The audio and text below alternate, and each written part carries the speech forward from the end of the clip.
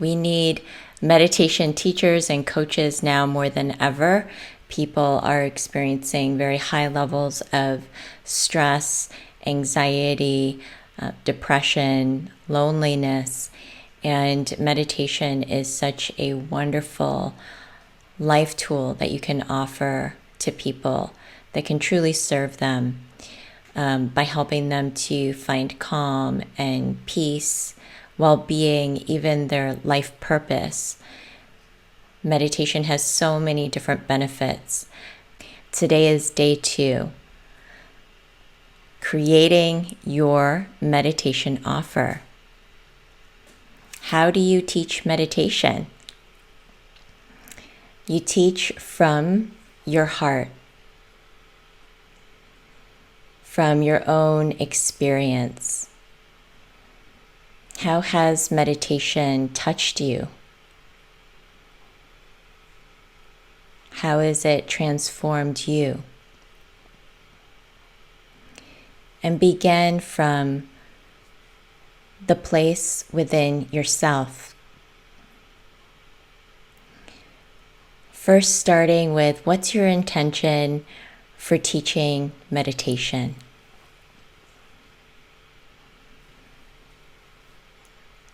What is your personal prayer?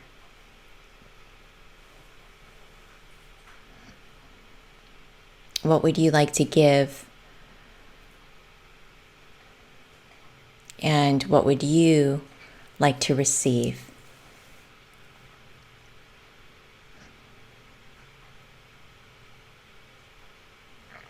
Starting with some of these most basic questions.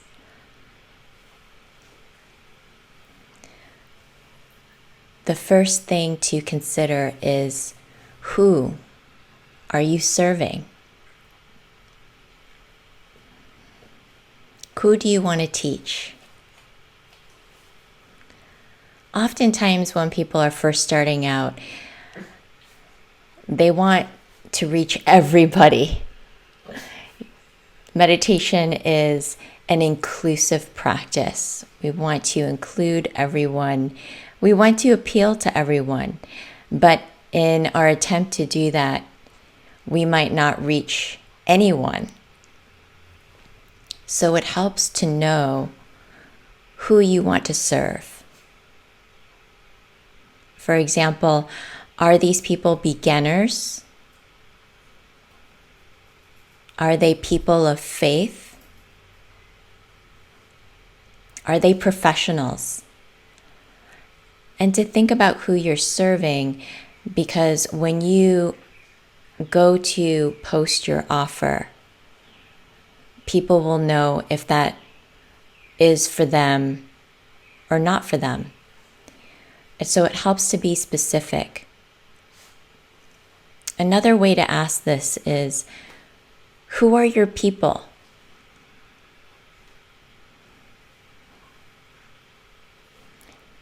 Who are your people? Who is your community?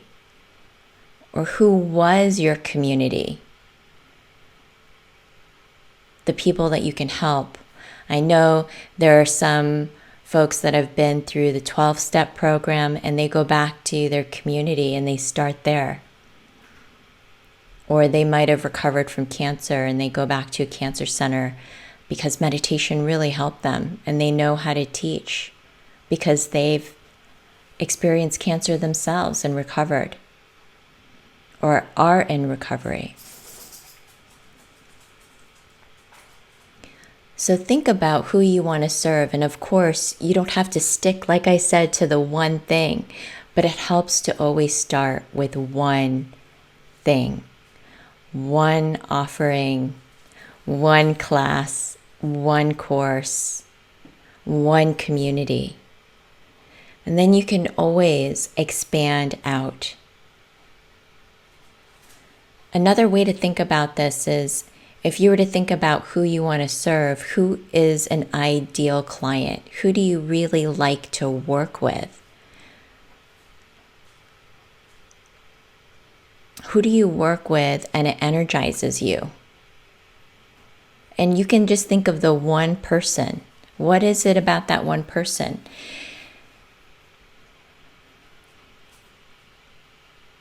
How do they live? What are their challenges every day? What do they really need? So meditating on who you're serving, who your community is, so that you're teaching from a place of connection. You're teaching from a place of understanding and the willingness to understand the other, so that when you are teaching, it's relevant and it speaks to them as well. And people feel that, they know if you've done research on them or if you've tuned into them. And that is an instrumental part of teaching and sharing. It could be meditation for beginners. And what I suggest is when you create an offer or a guided meditation, whether it's online or in person, is to be specific and descriptive. People like that. They know if that's going to really appeal to them. It could be meditation for creative professionals, meditation for stress relief, meditations for moms, mindfulness for kids. So learning to be specific to your audience, and not just that, being able to write down what the benefit is to your audience. So when you go to create your offer, that's the first thing, is you have to have a little mock-up of what you are offering, which includes a title, maybe a subtitle to be more descriptive, and then what the benefits are. What will they receive? What is it? Is it a 6-week course? Is it classes or a series? Is it a mini training?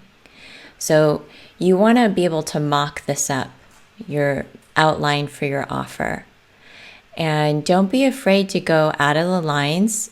Again, like I mentioned, you can do anything with meditation. It's creatively unlimited. So don't be afraid to go way out of the box. I think that's what we need today, is unique approaches to meditation that speak to different people, and to create diversity, culturally diverse and inclusive programs, programs that speak to many different kinds of people. You'll be surprised that, what you really like or kind of geek out about, there's somebody else that's there that also really likes that. Be willing to be yourself and to offer something that really comes from your own heart. And again, like I mentioned, do something that appeals to you, that gets you excited, that you really love. Because sometimes when people create offers, they're always thinking about the other. They're always thinking, what do other people want? What's going to be popular? How am I going to, gather all the masses? And really, it's more about finding who you are and what you're passionate about, and sharing from that space. That's a different space than trying to cast a net into the whole ocean, trying to catch every fish in the ocean, versus just going to a small little fishing hole where you know where the fish are, and you like those particular types of fish, and you're casting your pole there, and you can catch many more. So think of it that way, that you're just allowing yourself to be contained in your own space. You don't have to be everything to everybody. Let yourself tune in, and don't be afraid to be specific about your offer. Be a little bold, be a little daring. Have it be interesting, because it's coming from you. What are the benefits that your audience is going to receive from coming to your meditation offer? What are the benefits? What are the top 3? And write those down. Make it really clear. They'll come away aligned. they'll come away clear, focused, stress-free, on purpose, liberated, self-realized. Write down what those benefits are and write it to your audience. Don't write it from just yourself and what you know you have to offer, but write it from the perspective of the person who is reading your offer. When they read it, how are they going to respond? How is that going to benefit them? And that's how they're going to read that meditation offer. Whether you are teaching a class or a course or even a single guided meditation, it will always have the same basic structure, which is a beginning, a middle, and an end.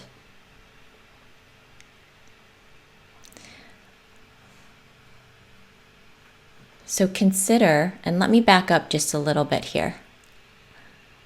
When you go to create and show up for your meditation offering, which takes a lot of courage,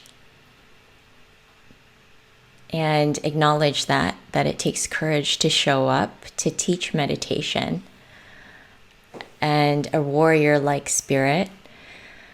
So when you do that, make sure that you show up early, that it's really clear how people can participate. So you're going to knock down, is this a free offer? Is it by donation? How much does it cost?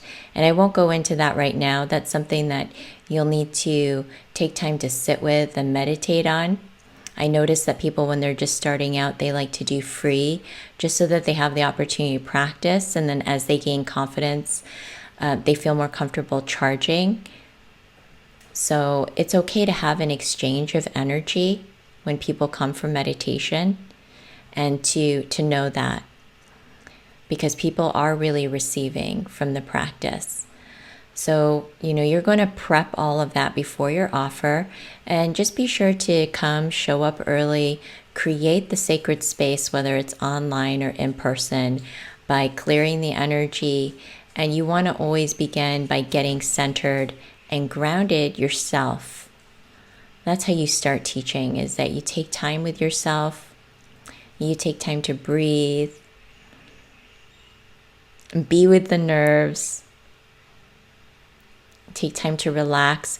Now, and that's, I say take time as in don't rush, don't come late, be prepared, come early, set the space, and you can do that by setting an intention at the beginning. What is the intention for that time together that day? And that helps to set the energy for the experience. So if you want to say a little prayer or light some sage or a candle, just be careful though if it's in person, if you're doing anything with scents. People are very sensitive to that. So you always want to be aware of burning incense or having essential oils, just so that it is an inclusive experience. And know that there is a beginning, middle, and end. So the beginning is the intro to your meditation. What is your meditation? What's the name of it? What's the purpose? What are the benefits that they'll receive from listening to the meditation? And this doesn't have to be long. It can be a couple sentences, right? And when you prep, you can take notes. And what I suggest, and the way I love to teach, is improv.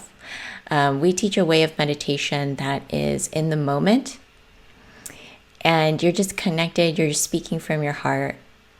There isn't memorization, there's no scripts, there's nothing that you have to recite. Also, because when you are reading or memorizing, it changes the energy of the transmission, of the connection. Because you're up here, you're in your head. And you're just saying something, and it's flat because it's coming from the mind. And what we're doing when we are learning to teach meditation, the way I enjoy teaching it, is by feeling it through embodiment and by speaking from your heart. Just speaking from the heart. So if you mess up, it's okay. You don't have to be perfect. There's no having to be perfect and authority or expert in meditation. Remember, you're just sharing this beautiful space of silence at the end of the day. You don't have to know everything. You don't have to say all the right things. It doesn't have to be perfect. And who you are is enough.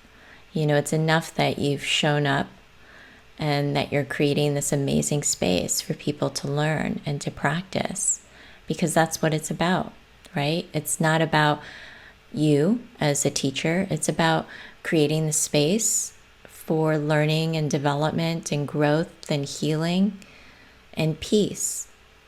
So remember that. And in meditation teaching, we learn how to get out of our own way by releasing the self-consciousness.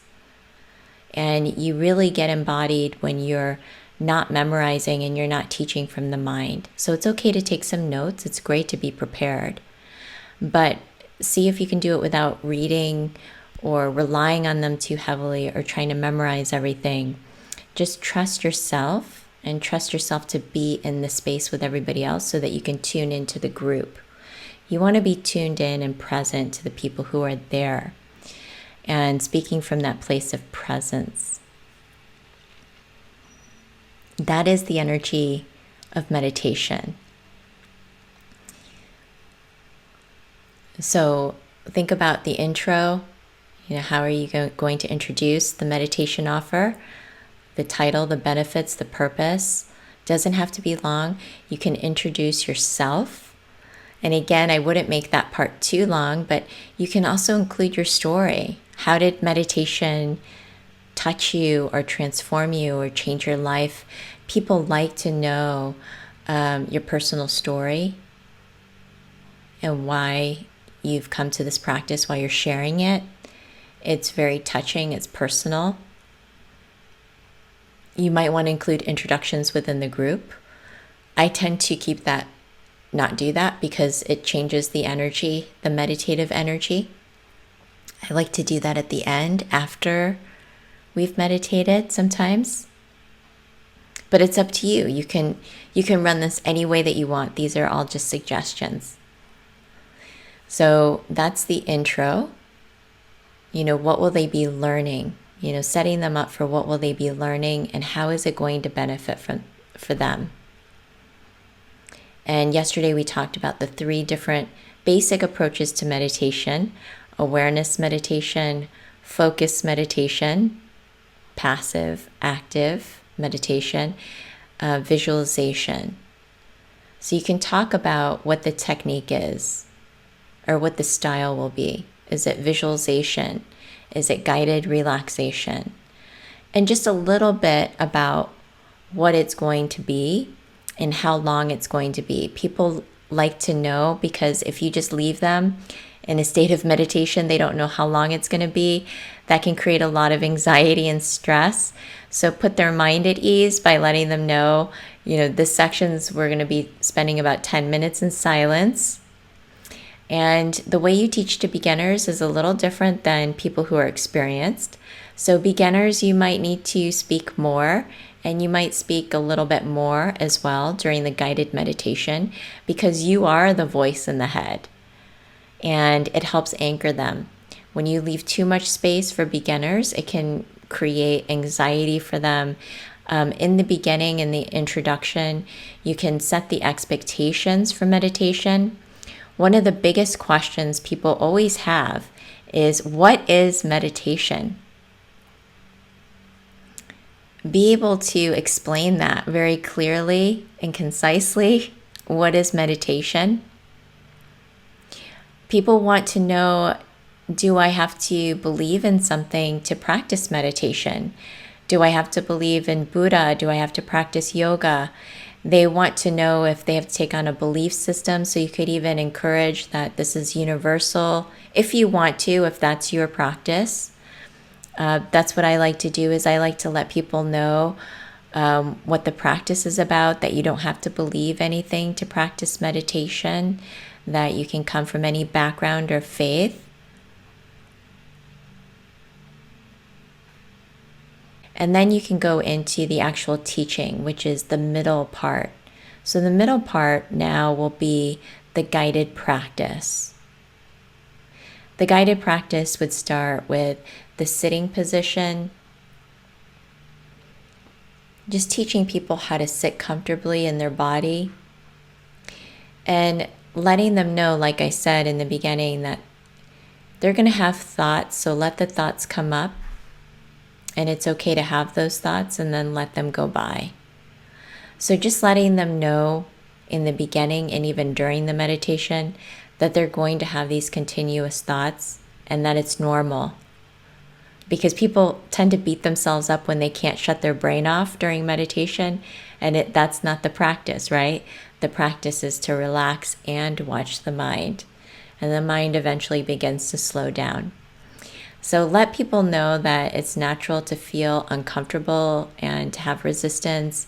It's natural to have tension in the body, but encourage them to sit in a relaxed, upright position. If they can't sit, give them other options like lying down.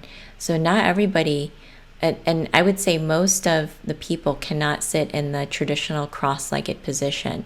This is not available to most people.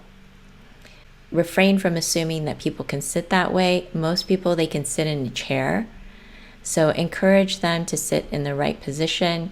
Let them know how to be with their hands and their eyes. And again, teach from your own practice.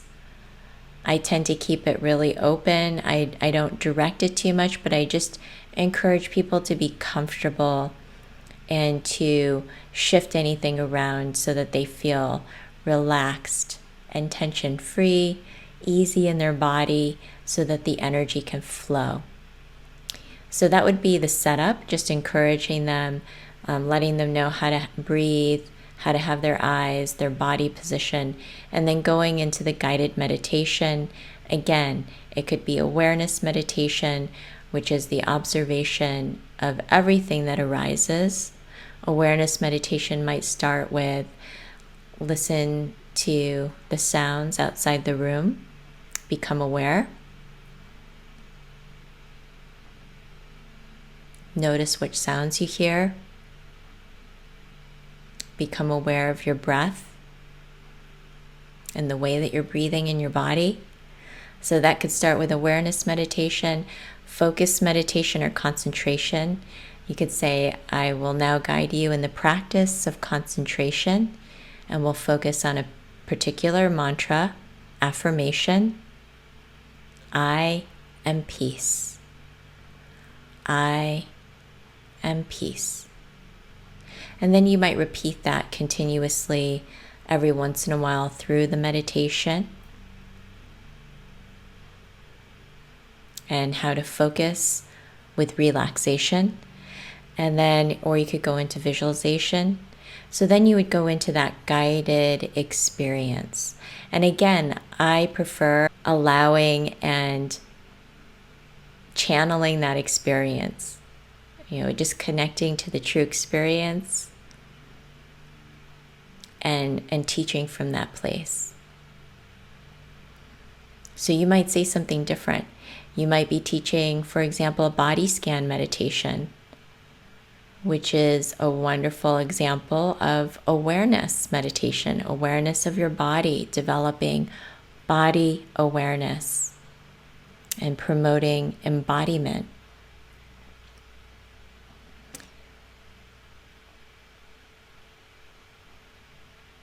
So consider what you would like to teach. Maybe it includes teachings of how to manifest or how to heal pain, how to release yourself from incessant thoughts. So when you think about what the intention is of that meditation, then you can naturally provide the guidance for that meditation. And I feel that meditation in a way is allowing yourself to be guided by surrendering. So you as the teacher, the leader, allowing yourself to be surrendered, to be open, to be an open vessel for what's needed in the moment within the group, or if you're teaching one-on-one with someone. to be open. So not necessarily staying fixated on, what we want to teach and what our script is in our head or the notes, but it's good to have that as a guide or a backup, but also to be open. Because you'll find that once you start teaching and leading meditation, you'll be saying things that surprise you.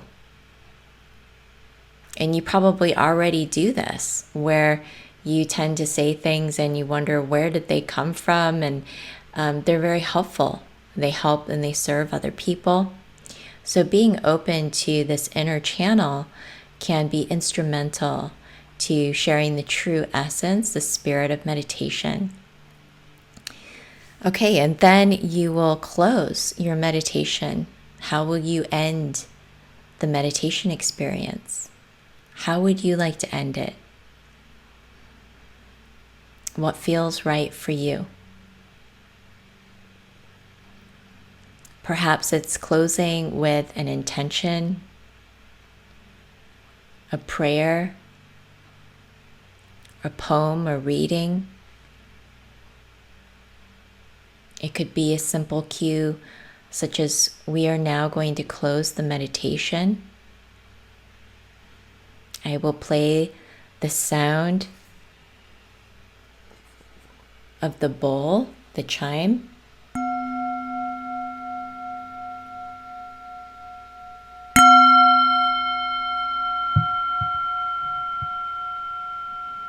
It could be a blessing or a healing for humanity, an intention for manifestation. These are some ideas on how to close the meditation experience and give people time to transition out of the space of meditation. If they've gone really deep, usually there is a hesitancy to speak or move if they've gone into a deep place in meditation. So give people space. Sometimes people like to have connection time after practice. So you could stay in a circle space or in the classroom space and offer that time for discussion, for what people actually experienced, as well as questions that they might have. Or you might want to open that time up for tea and cookies. Letting people connect, have community time together, which is what people really love as well, is a sense of community, being with their tribe. It feels really good. It feels very supportive. Those are some ideas for how to run your session. So when you're creating your offer, think about how long those sessions will be. Will they be 30 minutes plus 15 minutes for connection time? Will it be a total of an hour? And again, there's no right or wrong way to create these meditation offers. It's really about tuning in and taking time. I like to pray and contemplate, what is the offering here? What can I do? What would be fun? What would feel light and balanced, aligned? And those are some of the questions I like to ask myself when I'm creating a meditation offer. I don't feel the need to overextend or overdo, because it's easy to go into that space, is overdoing, maybe not receiving, or, just find and tune in to what would feel right in your heart. And that will help create a natural guide for your meditation offer.